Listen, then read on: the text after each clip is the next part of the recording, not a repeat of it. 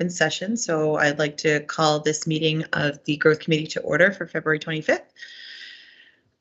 First up on our agenda today is the approval of minutes from January 18th. If I could get a motion to approve. Councilor McKenzie, Councilor Harris, thank you very much. On the question, all those in favor? Alrighty, any opposed? Thank you. Okay, so first up today is item 1.2, our Growing in St. John series with Christina Roku. And we are going to hear an introduction from Greg Cutler. Thank you, Councillor Killen, and good afternoon to everyone on the Growth Committee today. I am pleased to introduce our Growing in St. John presenter for this afternoon, Christina Roku. Christine's list of accomplishments and highlights are impressive and long. I'm going to name off a long list, but I do stress it's not everything. Christine is a Nigerian-born designer, entrepreneur, and educationist who holds an MBA from the University of New Brunswick, specializing in entrepreneurship and technology management. Christine currently is the coordinator of the Newcomer Women's Leadership Program with Prude Inc. She also is the founder of Kaima Designs. Kaima is an African-inspired clothing brand whose corporate social responsibility prioritizes poverty reduction through child-girl education and women empowerment initiatives in West Africa. In addition, also the co-founder of United Color of Fashion. This is a not-for-profit whose mission similarly revolves around harnessing the talents of newcomers and persons of Black, Indigenous, and people of color heritage in fashion. Somehow she finds time to volunteer as well. Two of her volunteer opportunities are the Atlantic Canada Study and Stay and the University of New Brunswick 10,000 Coffees program, where she mentors international students looking to settle in our region. And finally, Christine also resides in St. John with her husband and 3 daughters. So with that, I will happily turn it over to Christine for her presentation today. Thank you very much. Excuse me. Thanks, Greg, for that very good, great introduction. I really appreciate that. And then good afternoon, everyone. Good afternoon, councillors and community leaders in our midst. I'm really, really honored and excited to be in your midst this afternoon to talk about Kaima Designs and my journey in St. John as an immigrant. And so without much ado, I just want to share my slide. And let's see.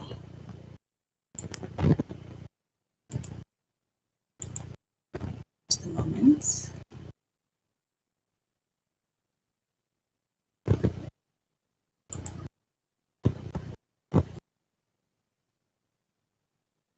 I'm just trying to, I'm not used to, let's see if I do your screen.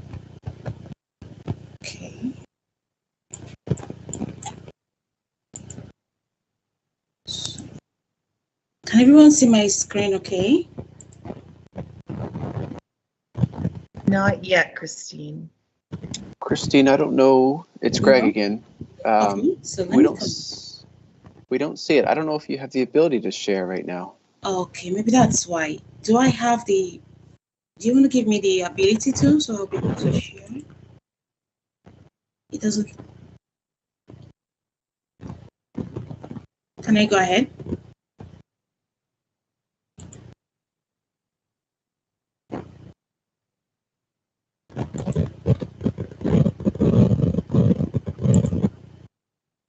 I don't know why it's not. It's impossible for me to. I don't think I'm able to share. Christine, are you comfortable just presenting without the slide, just on the looking at, I know your time is limited.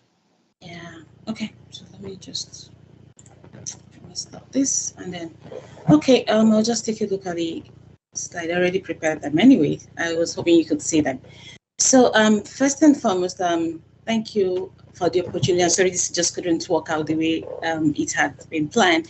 But like Greg said, I've been in St. John since 2014. I came to Canada as an international student, and that was in 2014. And since then, I've stayed back in St. John because I felt there's something for me to contribute as an immigrant. And so while I was here as an international student, there were very few Blacks and newcomers, because at that time, most of the MBA students who graduated left the cities. There weren't much job opportunities at that time. But by 2015, when we graduated, and until 2016, the events started opening up their businesses, and then more international students were hired, and so most of us stayed back. And so let me go to one of my living in St. John here in the last few years that I've been here is the people.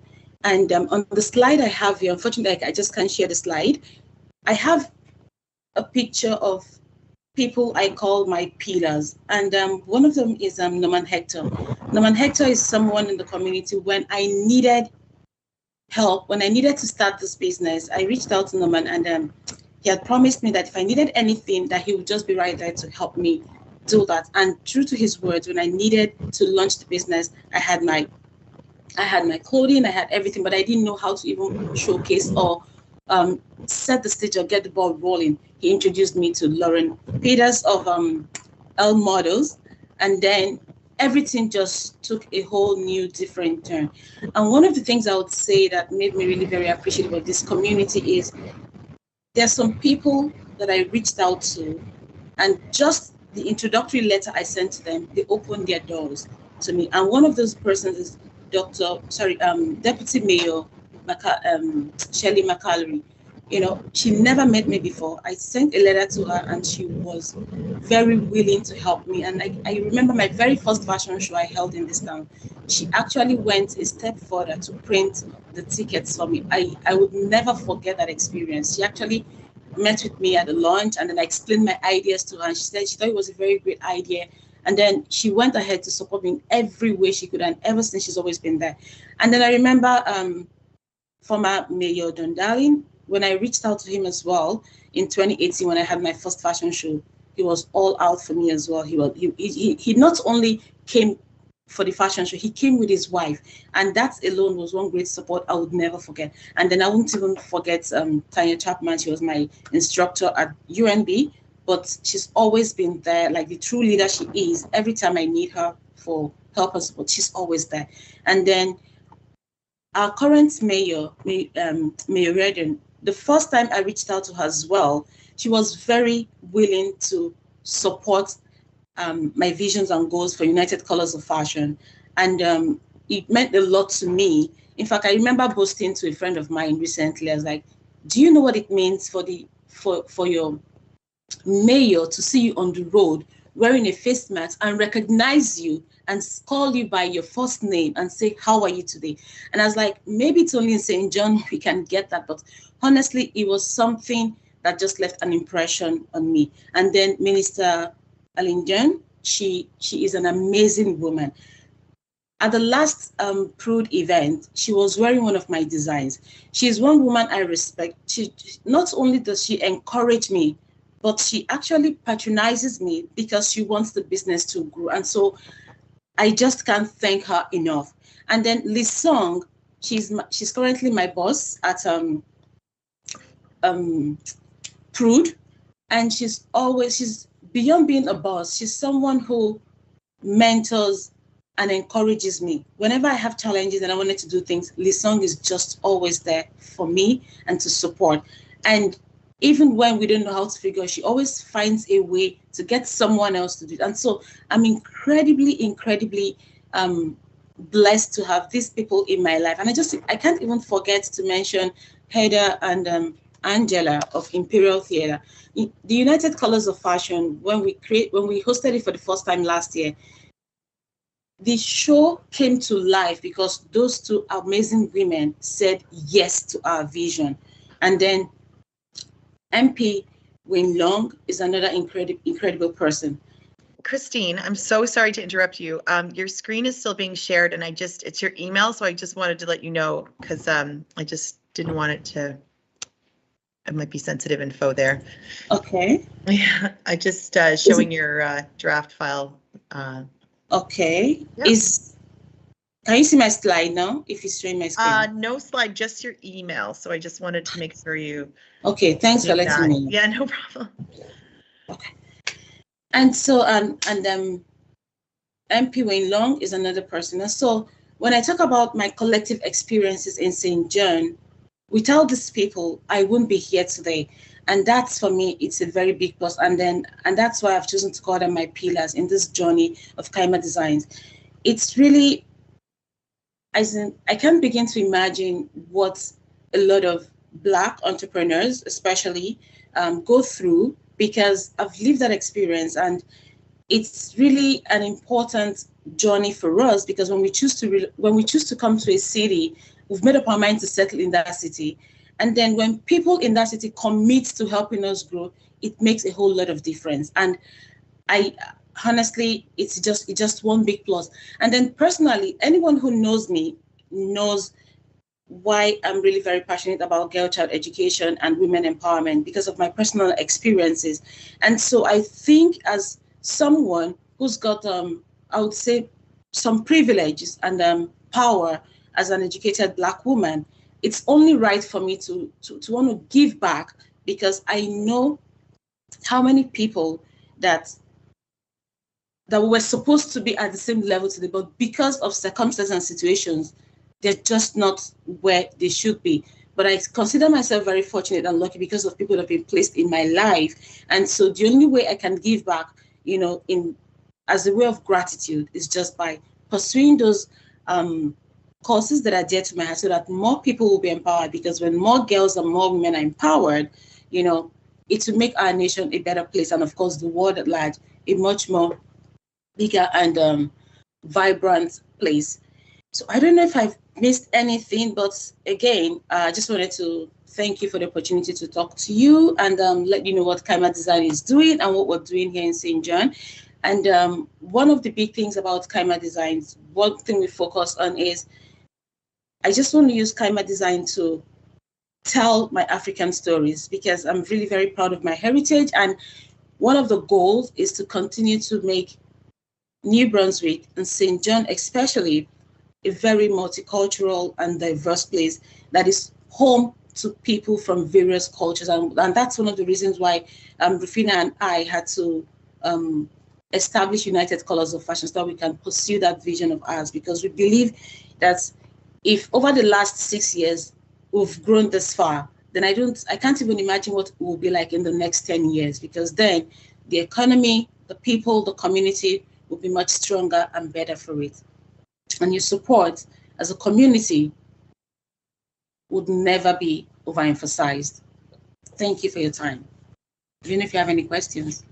Thank you so much. That was amazing account of your last few years here, and just I've seen you in action, Christine, and what you do is incredible, and your work is so creative and stunning, and we're really lucky to have you here in St. John, 100%. Does anyone have any questions or comments or anything? Okay, Councilor McKenzie. Thank you, Chairperson. I tried to get my hand up there, but okay. Thank you for coming in. Your story is amazing. And what I find interesting is all of the people that you named that supported you and helped you through, these people are great St. Johners. They certainly lend a hand when needed. And it's great that you met these people and they helped you out.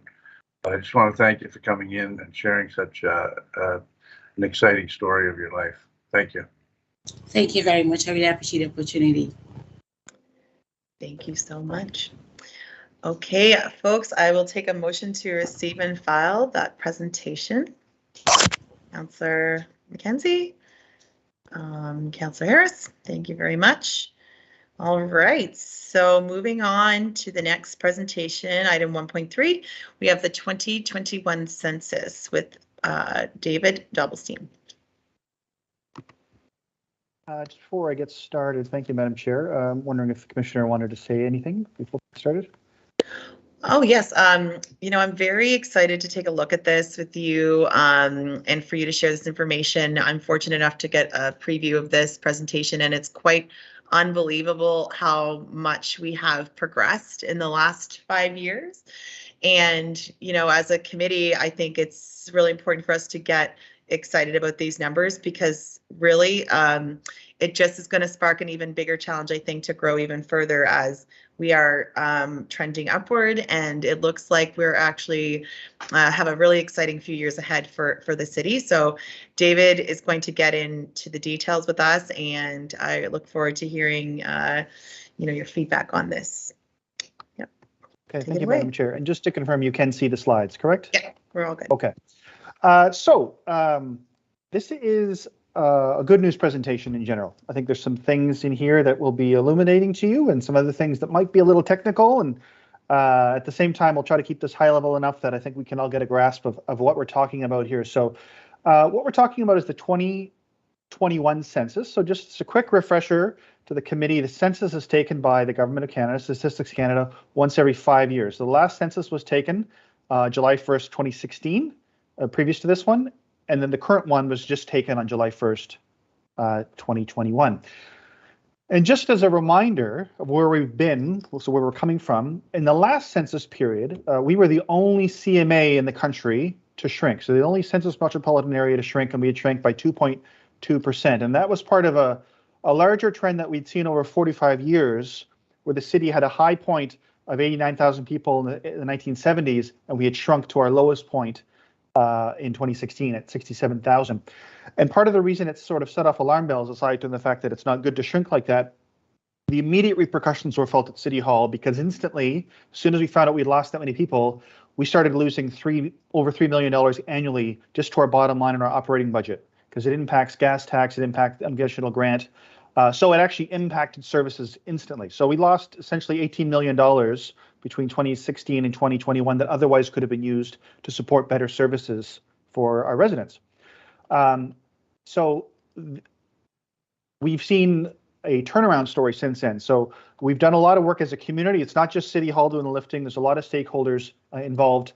But the good news is we have something to celebrate today. We just got news last week with the very first release of the census that the St. John region and the city together have rebounded significantly. In fact, the percentage point change, again, we were essentially going in the wrong direction, and now we're going in the right one, is greater than any of the other certainly Tri-Cities in Southern New Brunswick. So really good news to celebrate.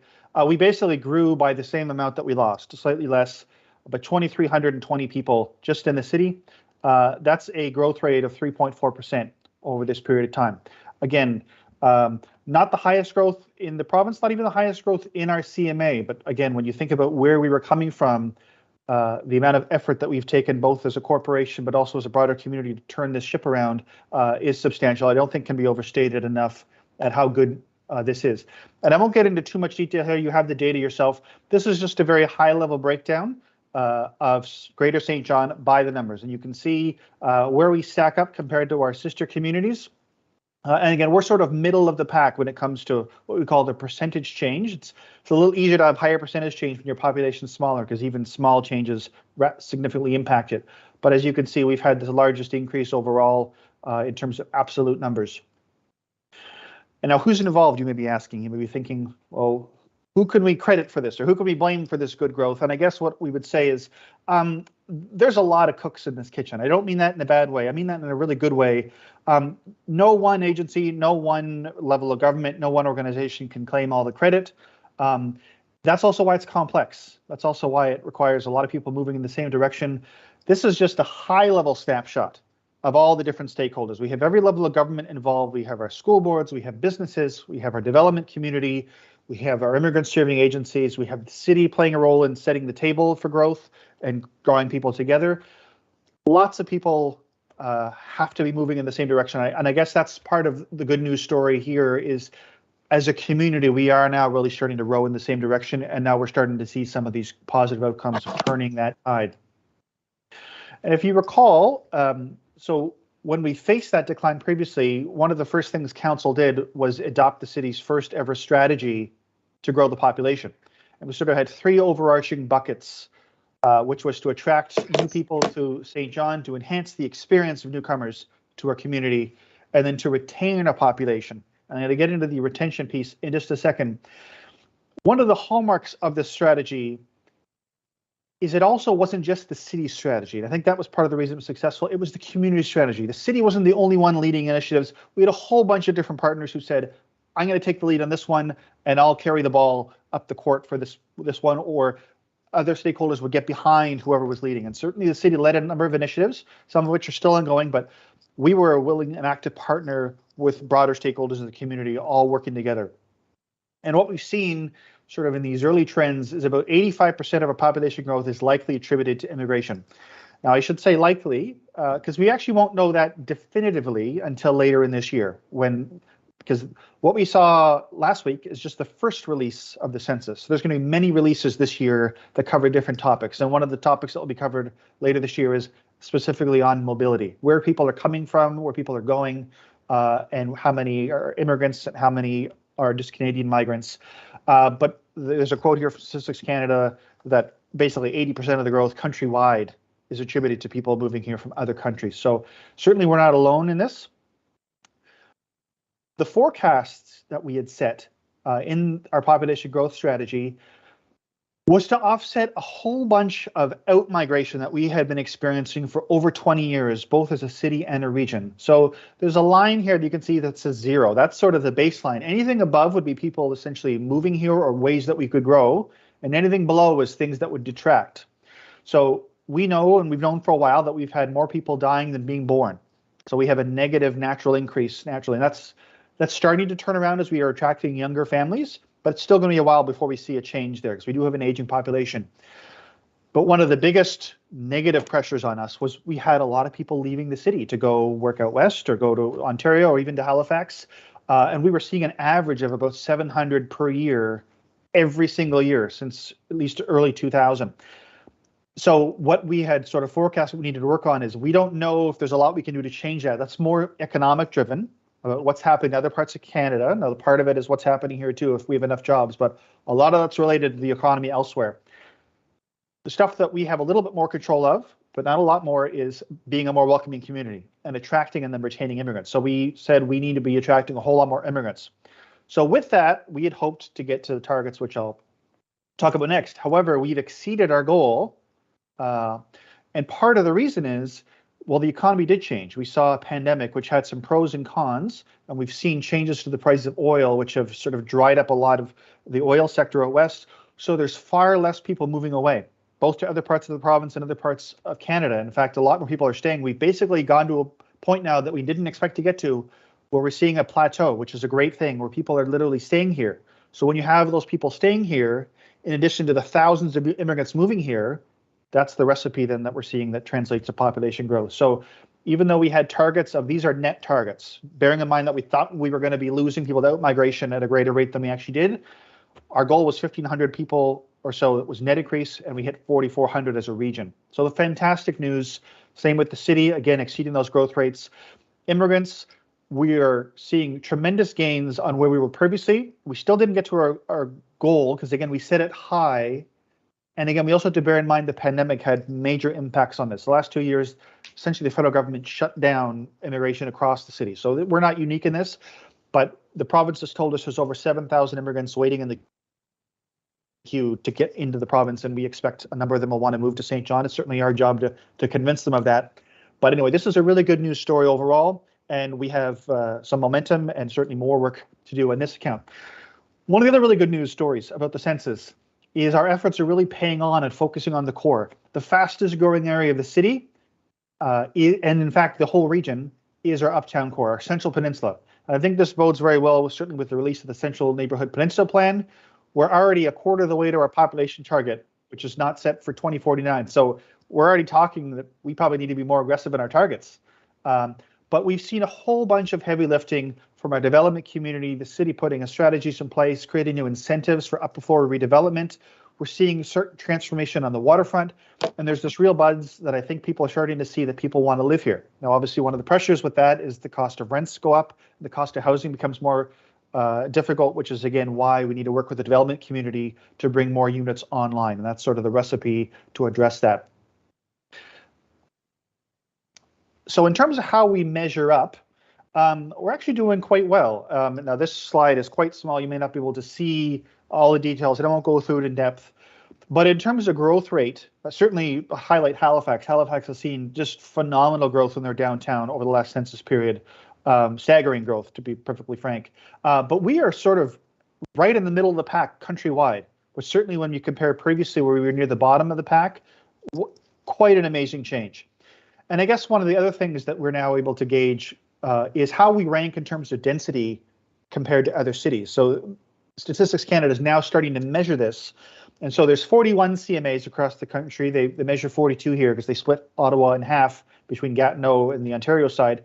And we are also middle of the pack in terms of density. So again, the higher density that a downtown has, the more of that urban feel it would have. So as you get less density, the downtown would feel certainly quieter. You'd have less opportunity for either people or businesses coexisting there. And again, you see that sort of with Moncton, Fredericton, Lethbridge, they would have lower density, whereas we would have higher density than a lot of other comparator cities, which again, so even though our downtown is a smaller footprint, it's got that vibe that really is appealing to a whole bunch of people, both for businesses and residents. And that's, again, what we want to continue amplifying. Now, in terms of where we're seeing the growth, so we've started to get really high level data. It's not too granular yet about where we're seeing the growth. And I won't go into depth here. These are what we call aggregated dissemination areas, so a little bigger than neighborhoods. And so we are seeing, as you can see, really strong growth in our uptown. We're also seeing growth in the North End and Milledgeville, really, really good growth there. And that's also in keeping with where we're seeing diversity. Our immigrant community far and away tends to move to those areas. We're seeing a little bit more sluggish growth on the west side, but also some positive growth in certain pockets on the east side. So in general, though, the city, as I mentioned, is growing pretty well everywhere, with a few exceptions. There's a few things that we're going to want to look at. There are some neighborhoods and smaller, what we call census tracts, that are seeing some greater decline, and we're going to dig into that and try to find out why. It's probably too early for us to give you estimates or assumptions as to why certain areas are growing well and others are not. But that is one of the things we'll be doing this year, as sort of a planning team. So what's next? What do we got to do to keep the momentum growing? So I would say these are sort of the high level things that we need to be thinking of, both as growth committee and as municipality. First one, double down on immigration, right? 4 to 5 immigrants, or 4 to 5 people who are growing any city in the country are immigrants, and we need to do that as well. Otherwise, we're going to be left behind.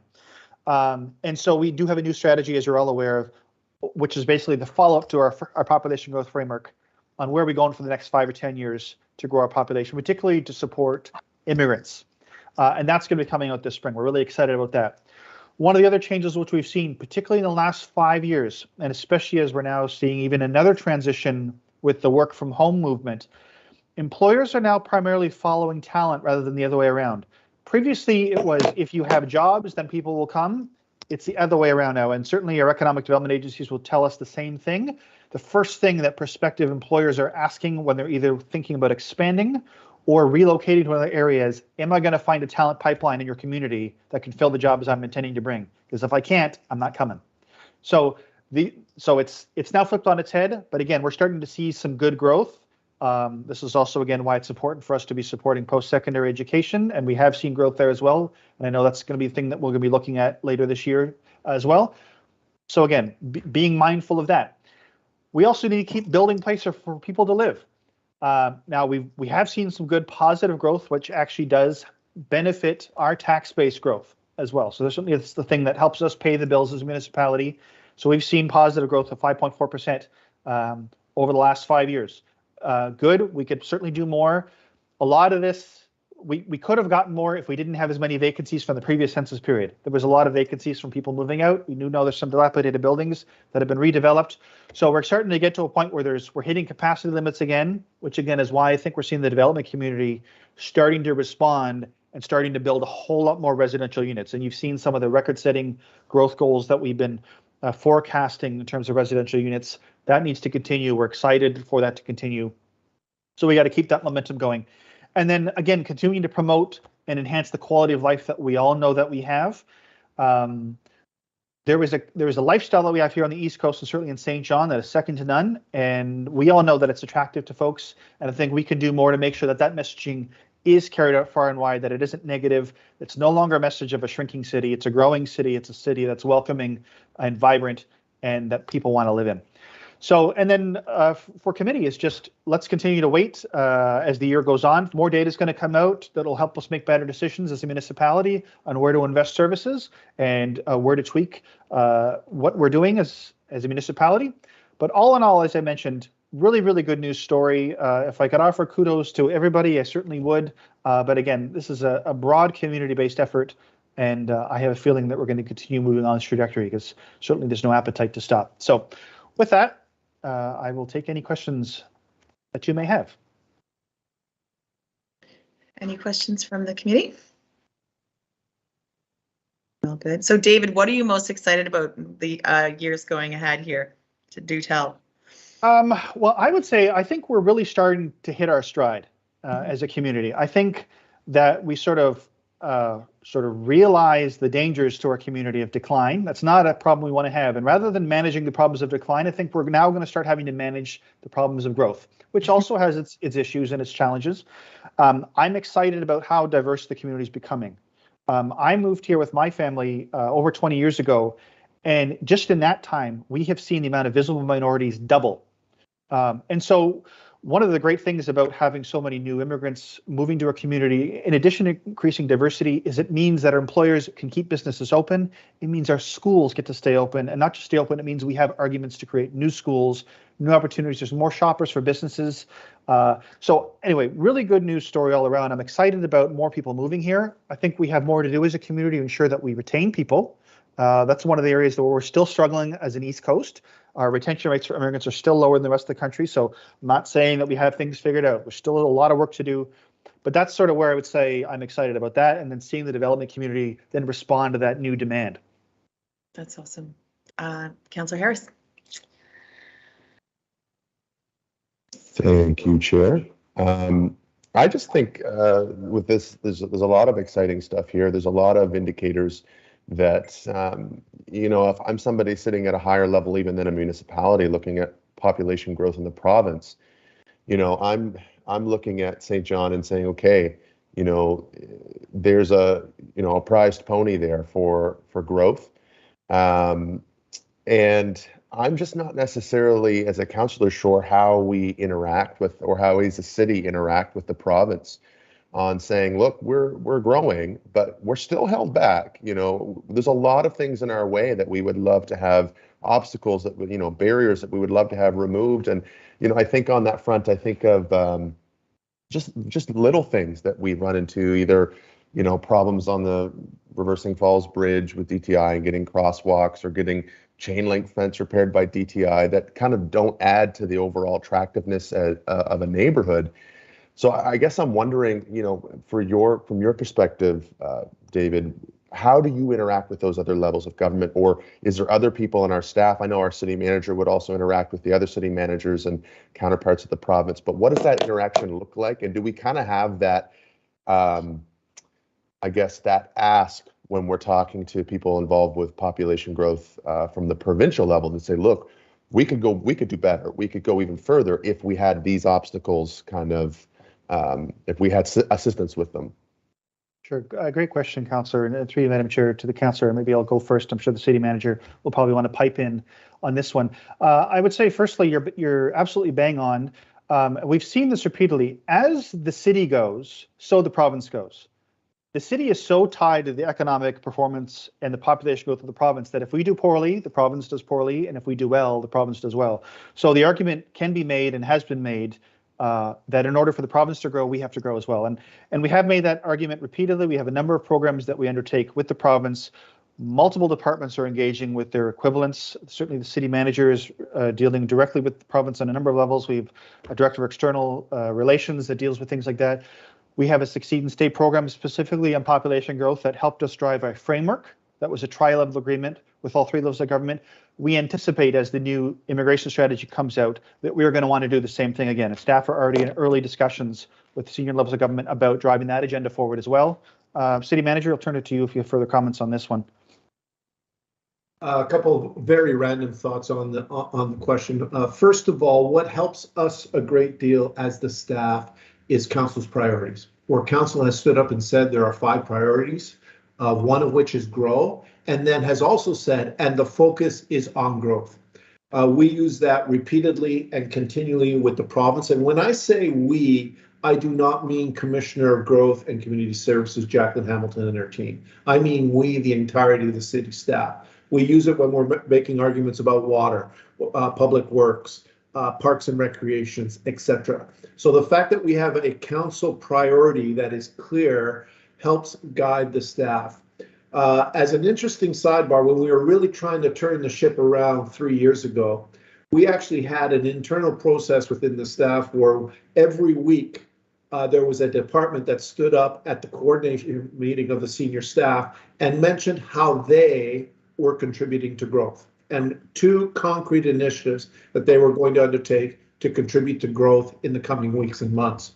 That is being resurrected now that we're beyond the sustainability challenges, now that we're exiting COVID, and that approach will restart again. But I guess the shortest answer to your question, Councillor Harris, would be this is what we do all the time. We have to work continually with the province on everything we do, and we always do it through the growth lens and with the growth argument, in addition to the other arguments that may manifest themselves.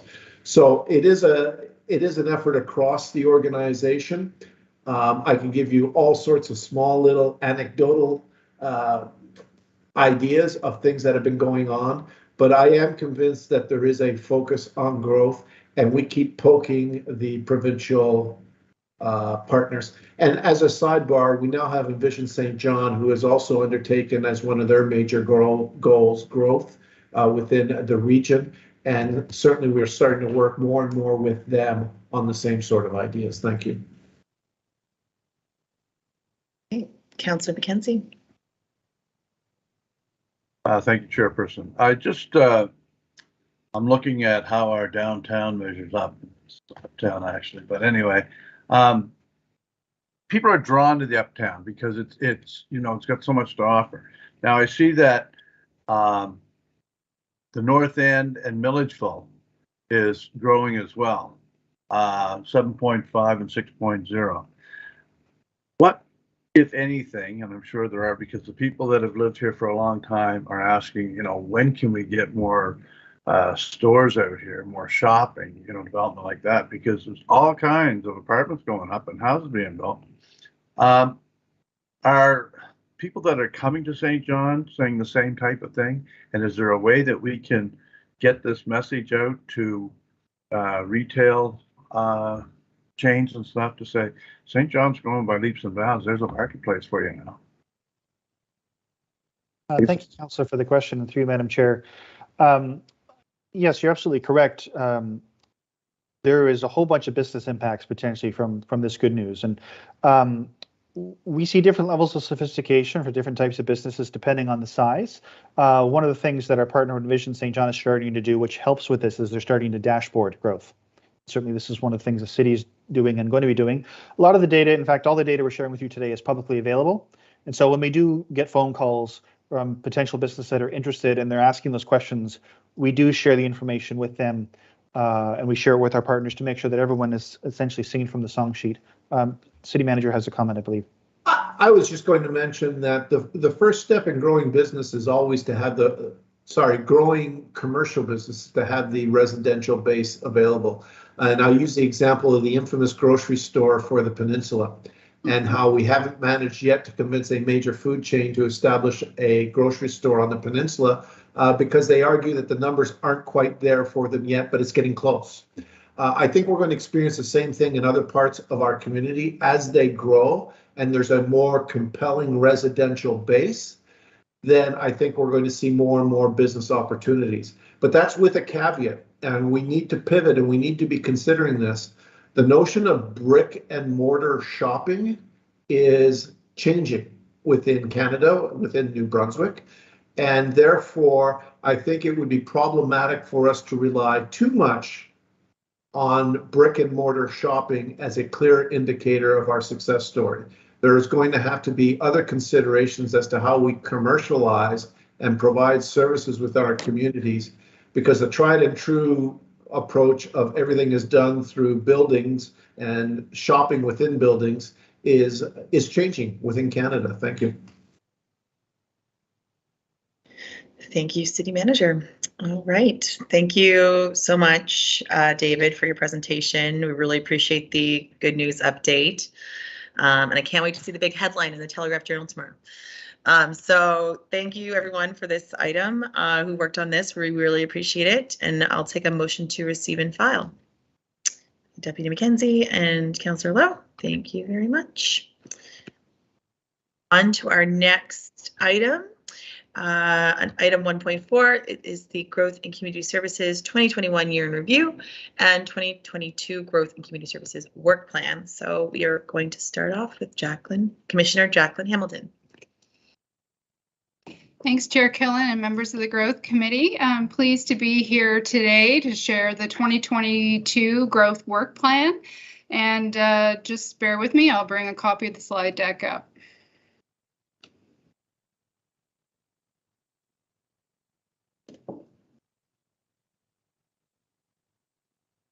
Can I just get a confirmation that you can see that? Great. So the purpose of today's presentation is twofold.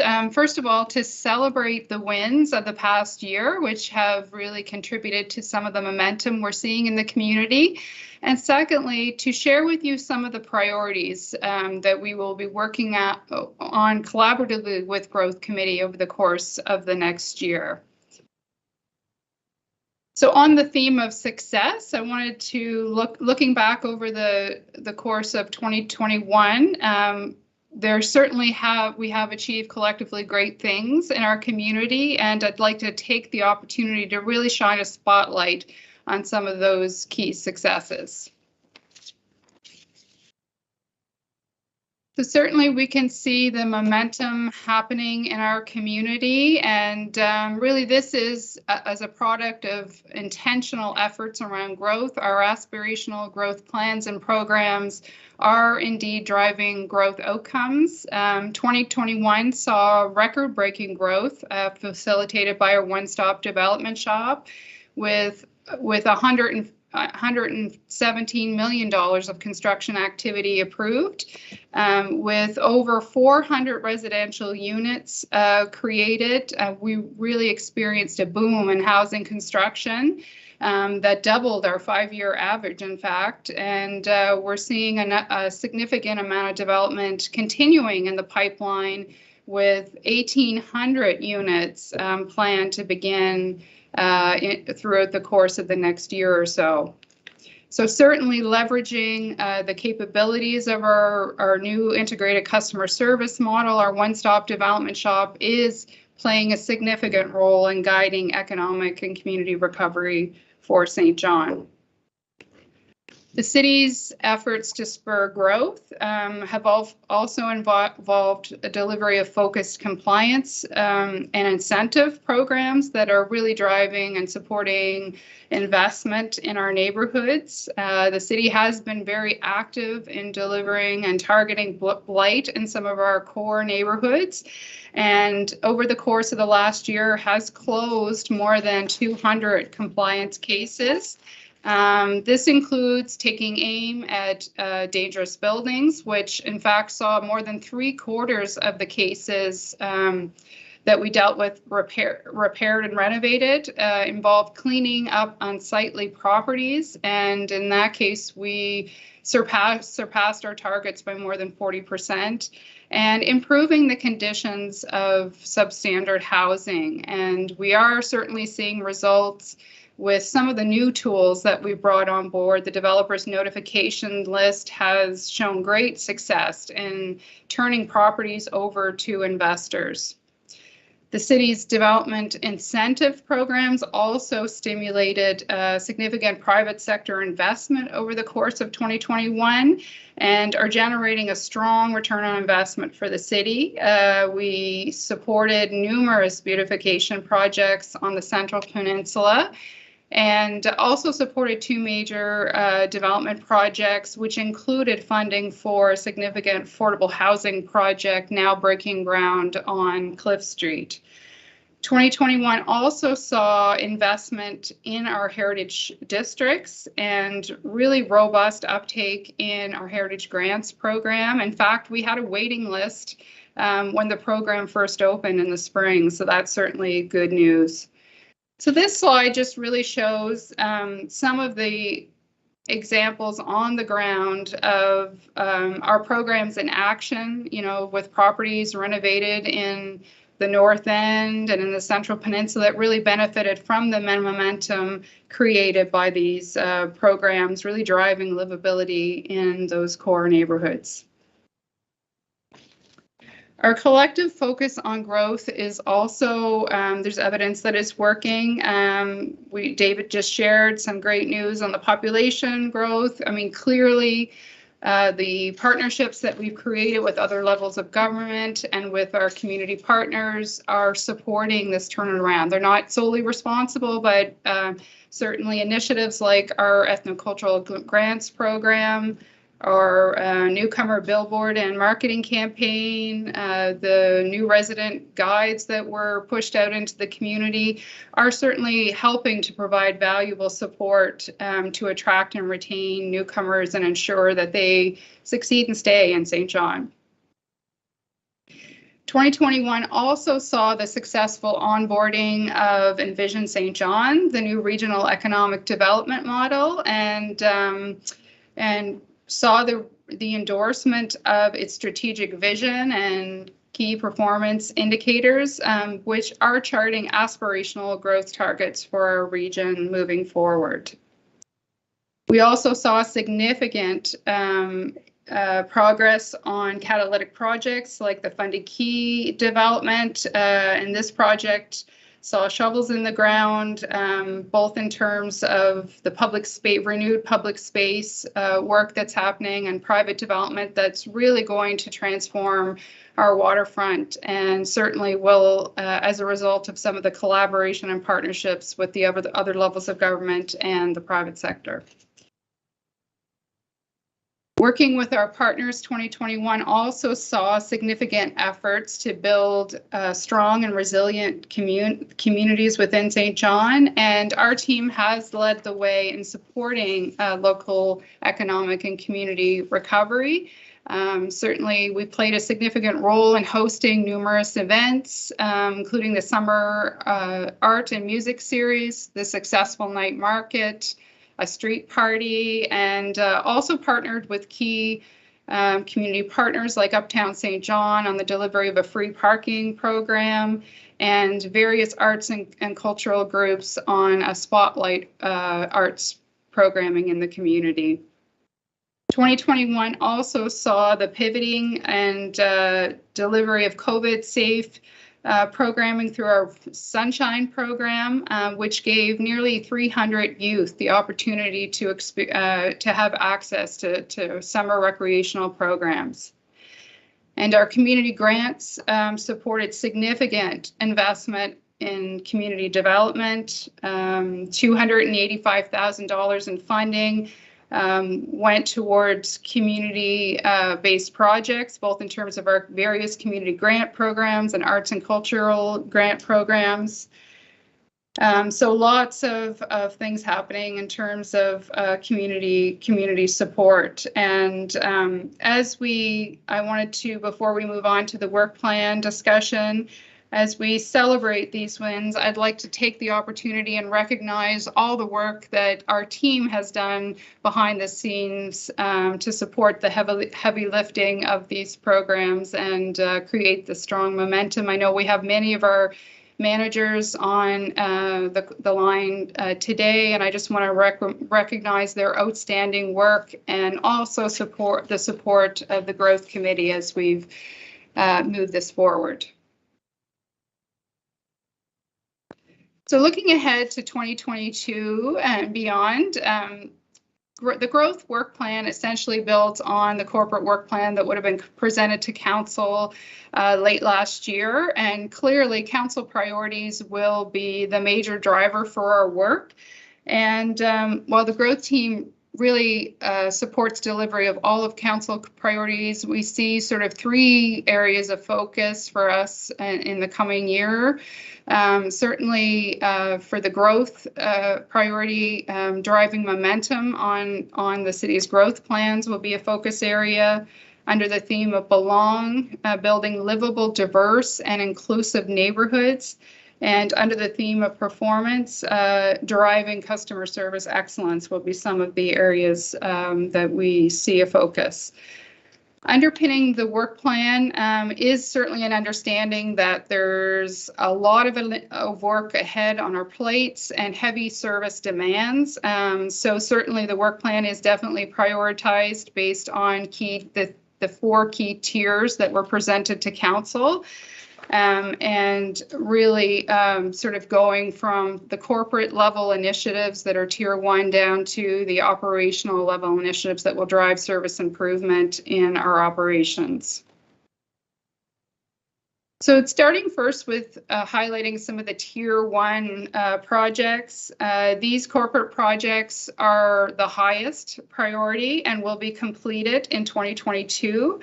And certainly there are 4 that there are 20 in total, but 4 that are highlighted on the slide that will be led by our teams to support the work of growth. And this is very much where the heavy lifting will come in for the committee as well, with these 4 initiatives in particular. Will involve, bringing forward some pretty significant and transformational strategies. And certainly on that list, the Affordable Housing Action Plan, the City Market Strategic Plan, recommendations around how we'll enhance our recreational programming, and the expansion of the Urban Development Incentives Program to other areas of the city. So moving on to tier 2, which represents more of the major service initiatives that will begin in 2022 but carried over to 2023. There are 6 key initiatives on this list that will support growth outcomes, including the work to deliver on catalytic projects and develop plans for new catalytic priorities. The delivery and implementation of our population and immigration strategies, reporting on progress on the delivery of the Central Peninsula Neighborhood Plan, as well as onboarding and launching a new North End Neighborhood Plan, and supporting recommendations that will ensure sustainable funding to our community centers moving forward. So the tier 3 project will be those that are carried out likely in 2023 and include 4 major projects, with the Waterfront 2040 project being primarily the growth-focused project on the list.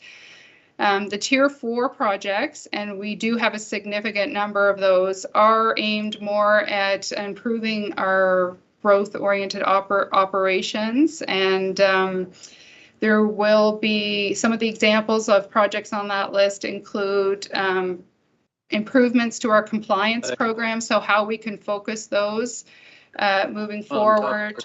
Thanks, I just put the camera on. Efforts to improve our one-stop development. No, talk to me. Sorry, Jacqueline. I think Councillor Lowe, I think your microphone is on.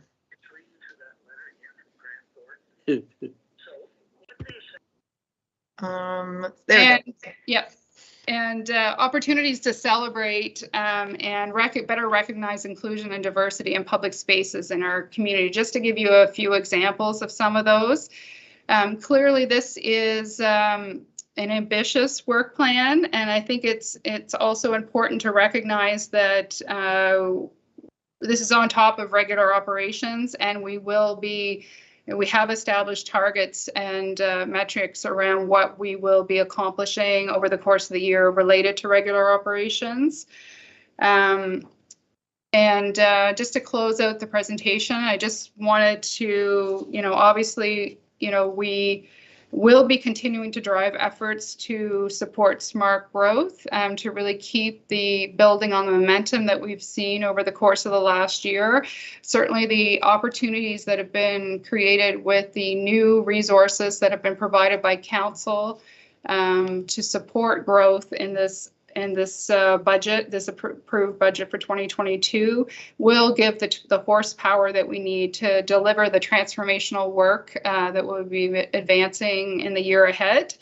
And important that as we move forward with this work, that we ensure that we have an inclusive approach to growth and community building. And I am confident that this work plan will support that.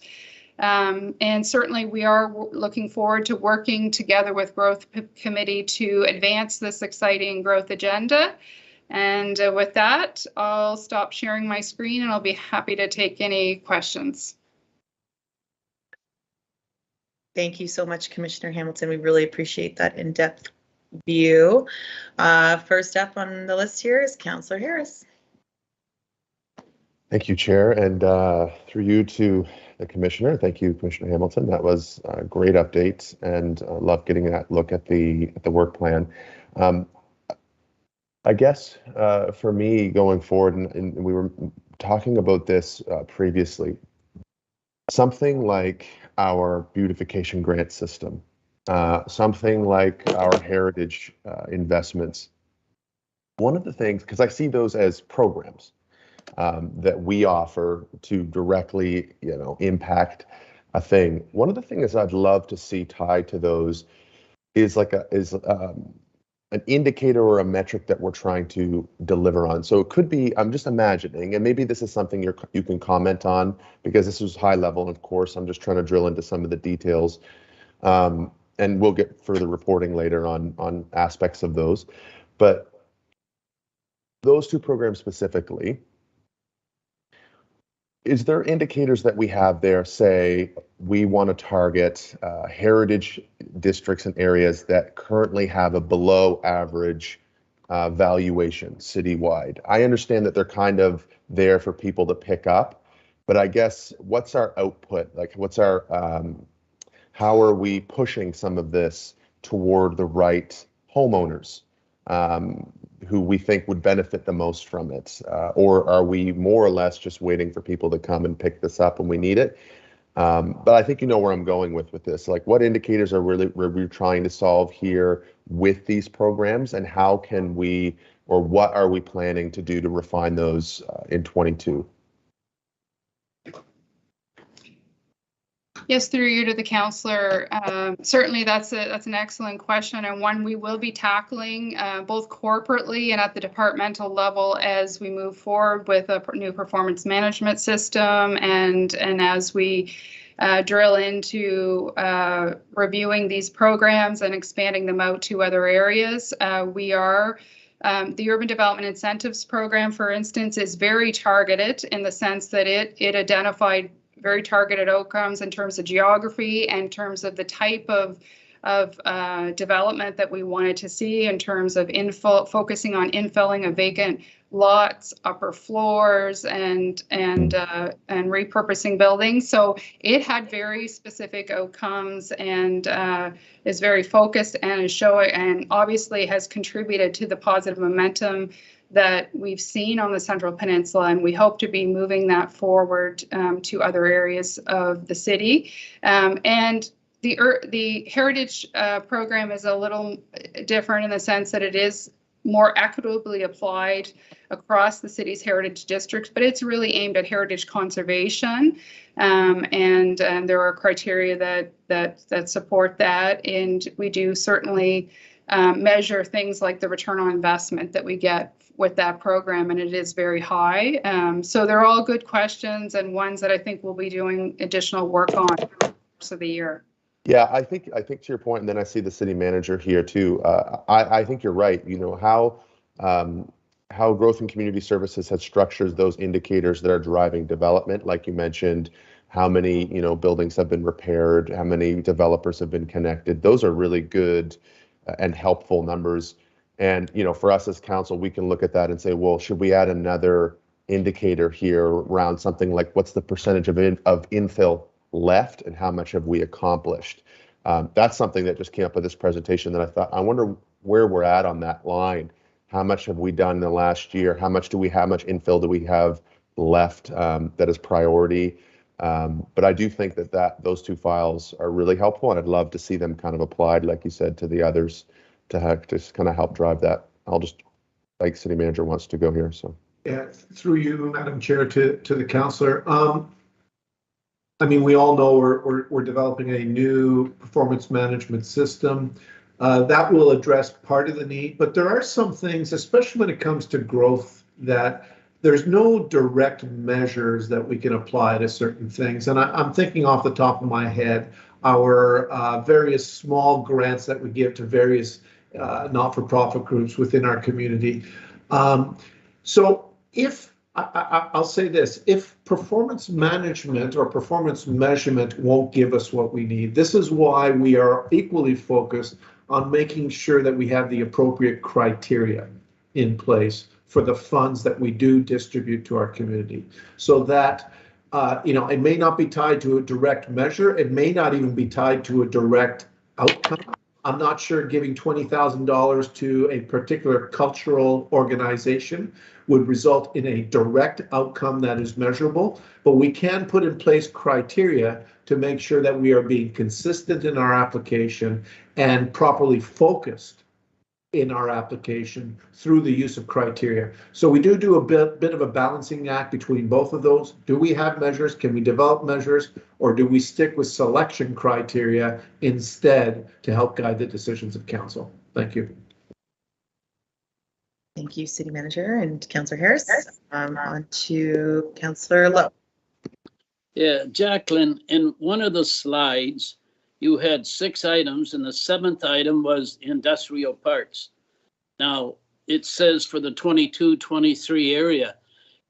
Are these things changeable? Can the industrial park be moved up? Can it get, I don't think there's anybody in your department that looks after industrial parks. And when we talk about industrial parks, that's one case that can be measured very, very simply.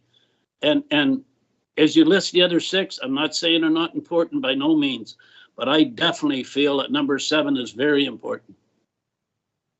I'll take that one, Jacqueline. Councillor, you are absolutely correct. The only reason it's not highlighted on this particular slide is that the responsibility for the rejuvenation of the industrial parks lies under the General Council's office, not under Growth. They'll, of course, work closely together, but it is the General Council's office. We will make significant progress in 2022. I just don't believe, hand on heart, that we can say that we will accomplish the rejuvenation of our industrial parks in a 1-year period. And that's why you see it spread out over 2 years. Good. Thank you. It'll probably go longer than that. Thank you.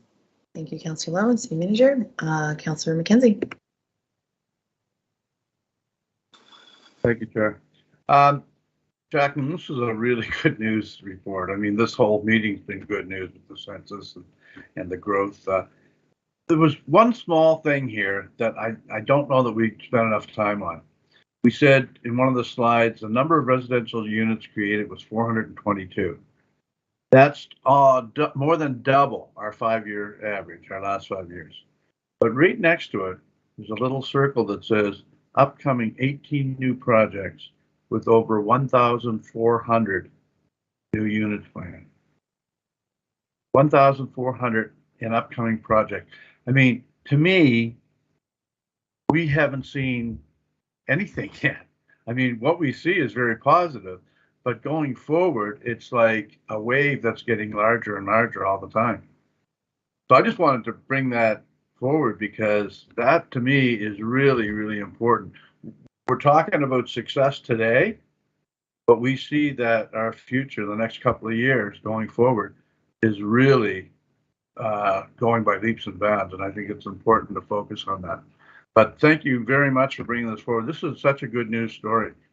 Appreciate it. Maybe just to build on the deputy's comment there, like those 1,400 units, you're right. They've received planning approvals and they're just really starting to break ground, get going in 2022. The other important thing with the population growth numbers that we shared is that the results there, the 9% growth and the 3.4% do not reflect the big infill projects that we've seen. They're not yet accounted for in those numbers. So there's certainly lots of opportunity to see a boost in our growth rates moving forward. Seems like this is the tip of the iceberg, I guess is what I'm saying. City Manager? Madam Chair, I'd just like to pile on a bit more to that, actually. There's a good report that was just produced, commissioned by the Ontario government through a private consulting firm on what's it going to take to address the affordable housing challenges in Ontario. One of the big compelling arguments in the report is just get more housing. Basic economics of supply and demand. The more supply you have, the more you reduce the pressure off demand, which will drive prices down, and it's a basic principle of economics. So I think what we're seeing here with the incredible boom in units, if we continue to push that, will inherently have some impact on our affordable housing challenges. It is not the be-all end-all, to be sure. Lots of other things need to be addressed, but it is a very positive step forward. If you get dramatically more dramatically more supply, prices will eventually come down. Thank you. Thank you for that.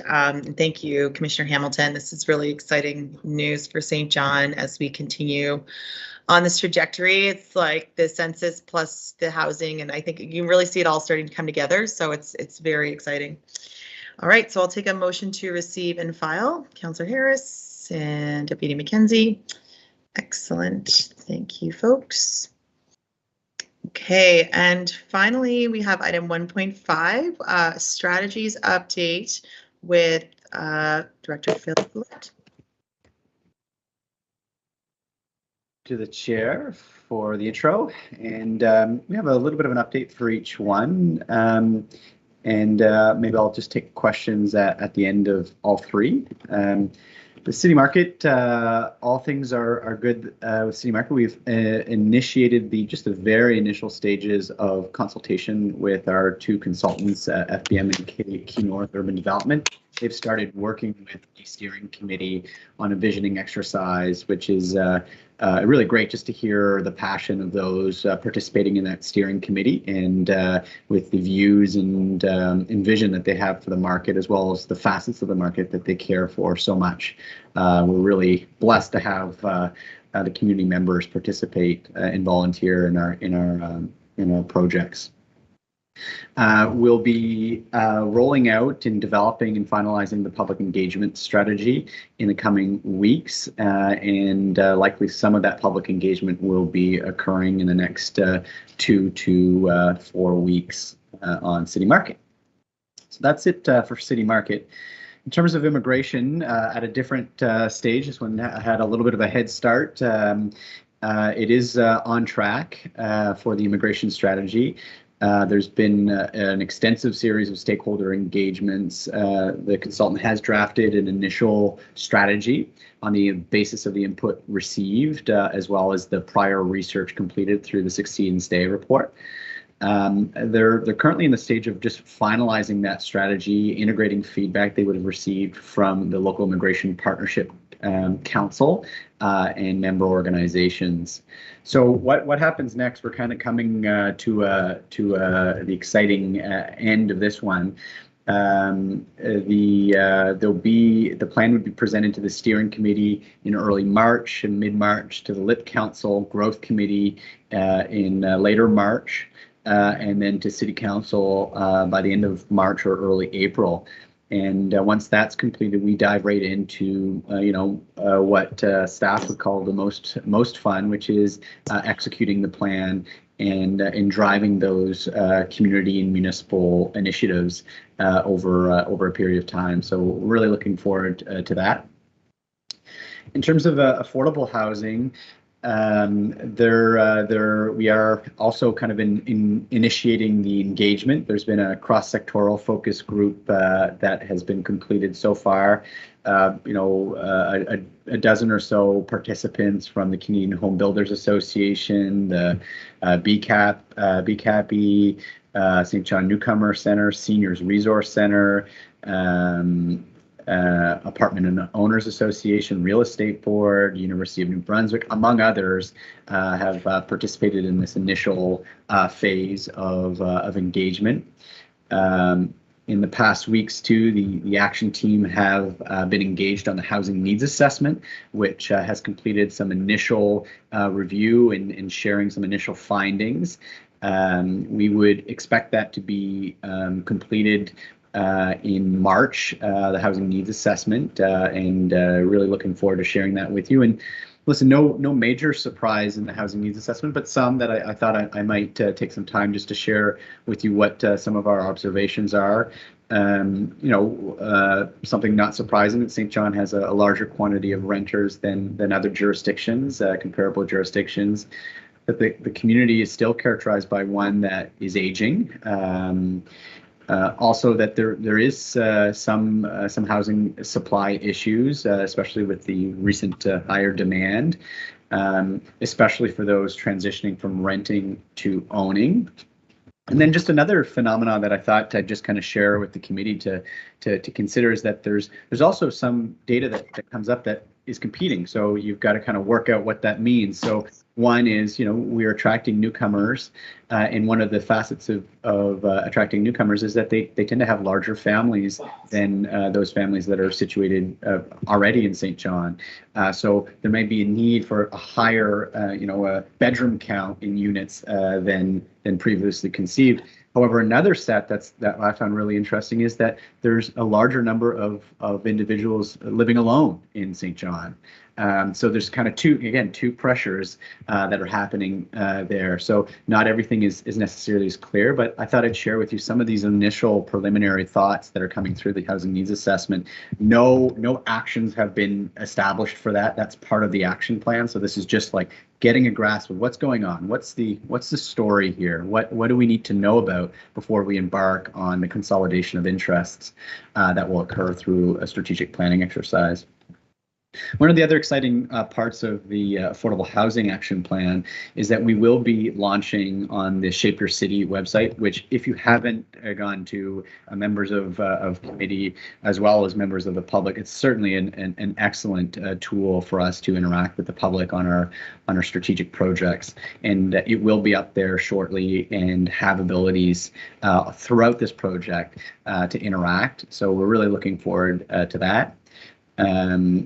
In March, we likely will have an interaction specifically on affordable housing, likely with the consultant. So that will be another exciting opportunity.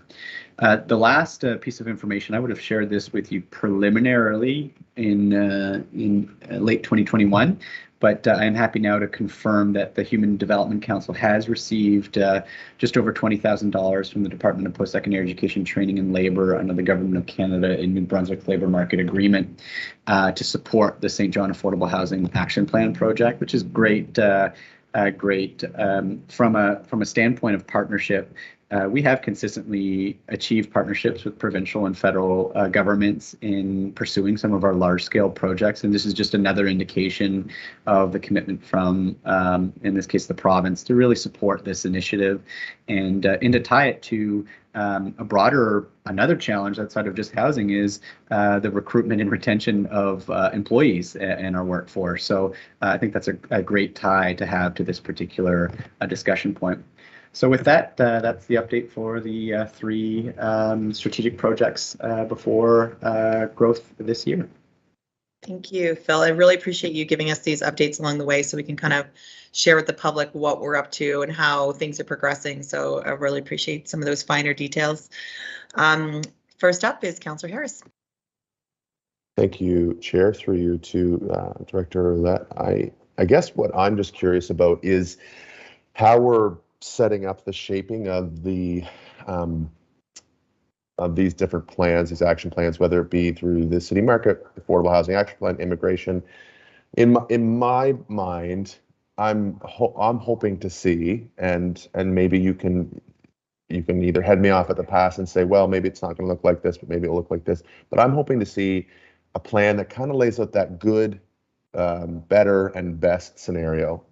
One that doesn't shy away from, hey, if resources were not a problem, here are the top 20 things that we can recommend.